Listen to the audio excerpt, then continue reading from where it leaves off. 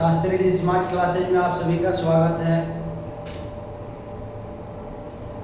अब देखो, आप लोग कल पढ़े थे जो यूज, सेम वैसे ही हम बताएंगे, थोड़ा सा अंतर है, ठीक है ना। इसमें क्या होगा, थोड़ा सा अंतर है। कल आप लोगों ने क्या पढ़ा था, याद है आप लोगों को? आप बताओ और तुम बताओ। अच्छा, तो आप सब रोज रोज नया नया सेंटेंस सीखते हैं, और मैं ये भी बताता हूँ कि जितना वर्ड पावर मजबूत रहेगा, मैं एक ही चीज़ बताता हूँ, सबसे ज़्यादा कमांड होना चाहिए वर्ड पे, क्योंकि इंग्लिश का मेन नींव जो है वो वर्ड है। यदि वर्ड याद रहेगा तो सेंटेंस बनाना बहुत ही आसान होगा, ठीक है ना। वर्ड यदि याद है, मीनिंग्स याद है, तो जैसा भी चाहो वैसा सेंटेंस बनाया जा सकता है, बस उसका रूल फॉलो करना पड़ता है, ठीक है ना। क्योंकि नियम के बिना कुछ भी नहीं होता, जब तक नियम याद नहीं रहेगा तो आप कुछ नहीं कर सकते, ठीक है ना। और आज अच्छा बात यह है आप सबके लिए, हमारे लिए भी, कि चैनल पे लोग देख रहे हैं, चैनल पे लोग देख रहे हैं, सब्सक्राइब भी कर रहे हैं, ठीक है। शेयर ज़्यादा से ज़्यादा होना चाहिए। अब देखो, पढ़ाई का मकसद ये है ना भाई, शिक्षित जब रहोगे एक दूसरे को भी शिक्षित करोगे, और जब एक दूसरे शिक्षित होंगे तो हमारा समाज शिक्षित होगा, जिससे हमारे देश का विकास होगा। इसलिए हर लोगों को शिक्षित होना जरूरी है। अब देखो, अब जैसे जापान को ले लो, चाइना को ले लो, वो क्या है, टेक्निक में हम लोगों से बहुत आगे है। अमेरिका हो या लंदन हो, ये सब टेक्निक के मामले में हम लोगों से बहुत आगे है। अब देखो, अभी जो जापान बुलेट ट्रेन कई सालों से चला रही है, वो अभी इंडिया में आना बाकी है, अभी आएगा। राफेल दूसरे जगह से मंगा के लाया गया इंडिया में, और इंडिया के पास राफेल अभी बनाने का टेक्निक ही नहीं है। तो टेक्निक में विदेश वाले अभी आगे हैं। तो इसका रीजन क्या है भाई? निश्चित सी बात है, जाहिर सी बात है, जब जहाँ शिक्षा ज़्यादा होगा वहाँ टेक्निक भी आगे आएगी, ठीक है ना।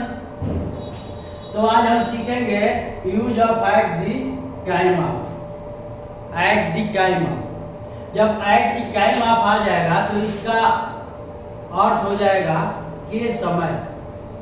अब इसका यूज हम कैसे करेंगे ये आज हम लोग सीखेंगे, ठीक है ना। इसका यूज कैसे करते हैं, ये बहुत ही इंपॉर्टेंट चीज है, ठीक है ना। कल आप लोगों ने क्या पढ़ा था यही, इसमें हंसने की क्या बात है, इसमें रोने वाली क्या बात है, इसमें पढ़ने वाली क्या बात है, इसमें समझने वाली क्या बात है। और आज ये होगा किसका, एट द टाइम ऑफ। इसका यूज कैसे करेंगे, तो देखो फार्मूला यहाँ लिख दिया हूं मैं।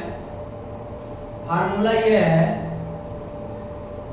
कि पहले लिखेंगे एट द टाइम ऑफ, और उसके बाद वर्ब में आईएनजी लगा देंगे, ठीक है। पहले लिखेंगे एट द टाइम ऑफ, फिर क्रिया में आईएनजी लगा देंगे, नियर वर्ब में आईएनजी प्लस कर देंगे, जोड़ देंगे। तो कैसे लगाएंगे, जैसे देखो, at the time of sentence बनाना है। देखो, एट द टाइम,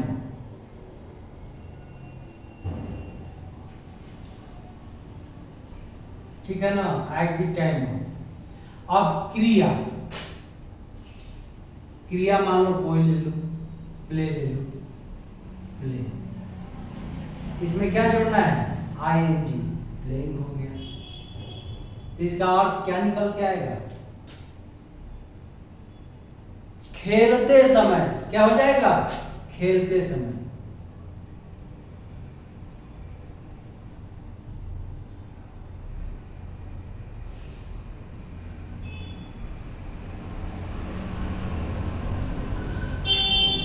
खेलते समय आप लोगों ने देखा होगा, आप खेल रहे हैं, ठीक है, कभी खेल में चोट लग जाता है, चोट लग जाता है, उस समय महसूस नहीं होता, और घर जाने के बाद वो धीरे धीरे पैर में जहाँ चोट लगा हो, हाथ में, पैर में, वो दर्द करना शुरू हो जाता है। तो आप घर पे क्या बोलते हैं? ओह, खेलते समय मालूम नहीं हुआ, खेलते समय पता नहीं चला, ठीक है ना? तो ऐसे सेंटेंस बना सकते हो। तो खेलते समय इसका अंग्रेजी क्या है? तो eight the time of playing. ऐसे ही जैसे बोलते हैं कि हमें लिखते समय डिस्टर्ब ना करो, हमें लिखते समय डिस्टर्ब ना करो, या पढ़ते समय डिस्टर्ब ना करो। कैसे लिखेंगे? एट द टाइम ऑफ,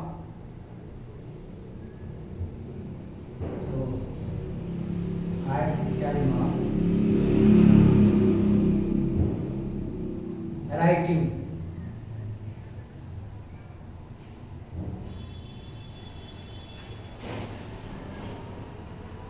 लिखते समय।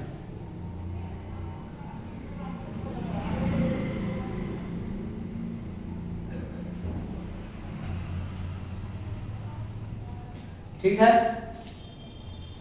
ऐसी कई घटनाएं घटती है। जैसे बोलते हैं मुझे सोते समय जगाया ना करो, मुझे सोते समय जगाया ना करो। तो सोते समय के क्या बनाओगे? Eight the time of, at the,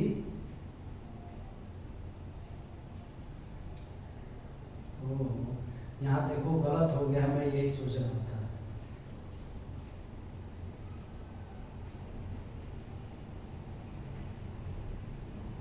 at the time,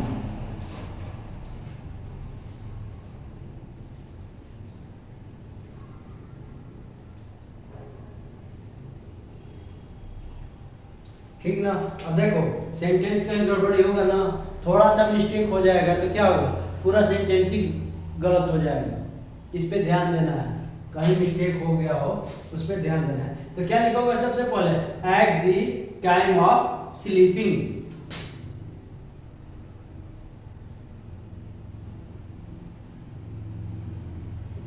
यानी सोते समय।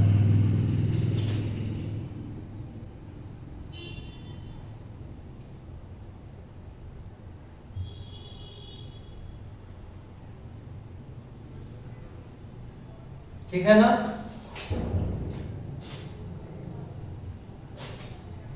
जैसे खाते समय बात ना करो, आता है कि नहीं? आदमी बोलता है कि खाते समय बात ना किया करो, ठीक है? तो खाते समय एट द टाइम ऑफ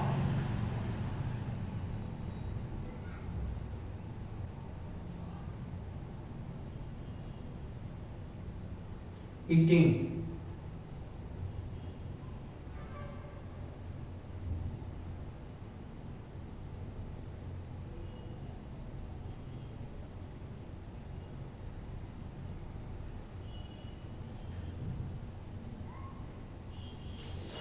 ऐसे ही गाते समय, गाते समय हंसाया ना करो। यदि कोई गाना गा रहा हो, उसी के बीच में आप उसे हंसाने लगो तो क्या होगा? वो गा नहीं पाएगा ना, डिस्टर्ब हो जाएगा, ठीक है? उसका आवाज बिखर जाएगा, अलग हो जाएगा। तो ऐसे ही क्या बनाओगे? एट द टाइम ऑफ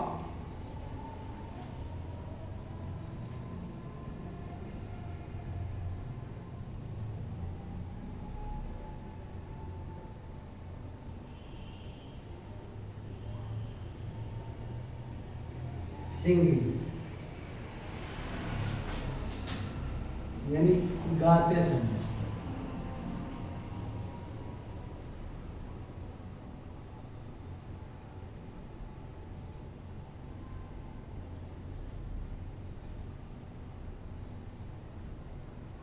ठीक है।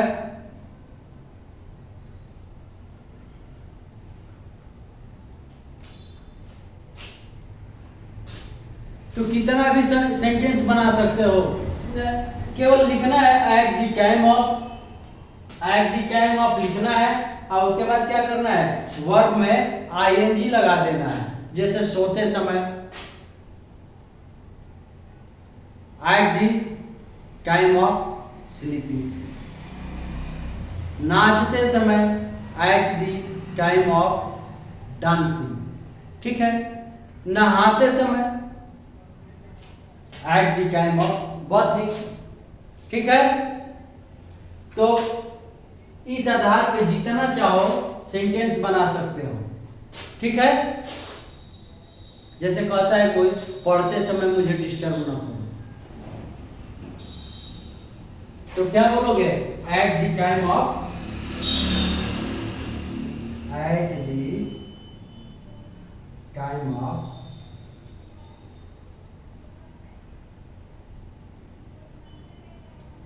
रीडिंग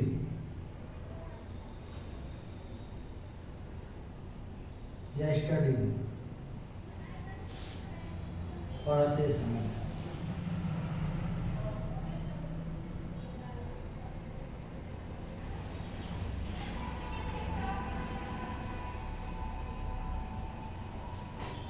ये कितना सेंटेंस हो गया, ये 6 सेंटेंस है, ठीक है ना। देखो सब में eight the time of, eight the time of, eight the time of, eight the time of, eight the time of, eight the time of, सब में एट द टाइम ऑफ लगा है। उसके बाद प्ले है, उसमें आईएनजी लग गया, राइट है उसमें आईएनजी लग गया, स्लीप है उसमें आईएनजी लग गया, ईट है उसमें आईएनजी लग गया, सिंग है उसमें आईएनजी लग गया, रीड है उसमें आईएनजी लग गया। तो क्या मैं बताया, एट द टाइम ऑफ का यूज कैसे करेंगे, उसमें क्रिया में आईएनजी जोड़ करके हम नया सेंटेंस बनाएंगे। जैसे at the time of playing, खेलते समय, ऐसे ही at the time of going, जाते समय, at the time of coming, आते समय, ठीक है। ये सबको समझ में आ गया ना। तो आज इतना काफी है। मैं रोज बताता हूँ कि सबसे ज्यादा प्रैक्टिस करो, प्रैक्टिस पे ही ध्यान रखो, क्योंकि प्रैक्टिस से ही सेंटेंस बना सकते हो। नहाते समय, खाते समय, सोते समय, पढ़ते समय, उठते समय, जाते समय, टीवी देखते समय, टहलते समय, बस यही लगाना है, ऐसे ही सेंटेंस बनाना है। जितना ज्यादा बनाओगे, जितना प्रैक्टिस करोगे, उतना ही सेंटेंस बनेगा, ठीक है ना। तो इसी पे क्लोज करते हैं, फिर अगला कंसेप्ट आगे पढ़ाएंगे कल।